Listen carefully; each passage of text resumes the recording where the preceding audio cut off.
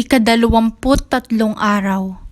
Anong malalim at matibay na katotohanan ang nakapaloob sa pagtawag sa atin ng Diyos bilang isang bayan sa Batangan na may uugnay sa pangkalahatang pagtawag niya sa kanyang angkan?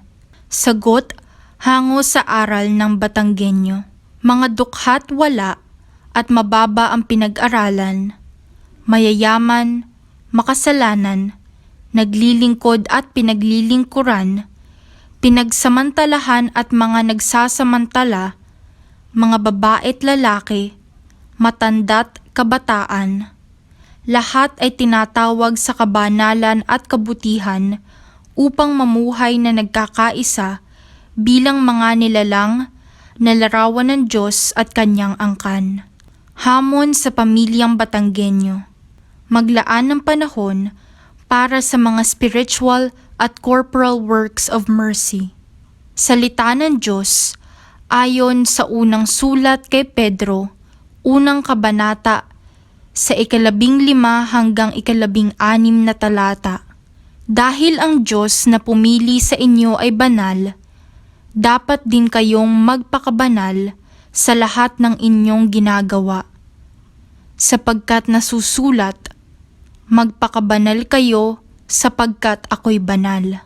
Maikling pagninilay. Anuman ang ating katayuan o estado sa buhay, iisa ang pagtawag ng Diyos sa atin, ang maging banal. Bilang kanyang angkan, marapat lamang na tayo ay maging banal sapagkat siya ang Diyos na banal na siya nating pinagmulan. Turo ng simbahan. I prefer a church which is bruised, hurting, and dirty, because it has been out on the streets rather than a church which is unhealthy from being confined and from clinging to its own security. I do not want a church concerned with being at the center and then ends up by being caught up in a web of obsessions and procedures. Panalangin. Diyos na banal, turuan mo akong huwag humusga sa kahinaan ng iba sapagkat walang nakababatid kung di ikaw sa kabanalan ng aking kapwa. Amen.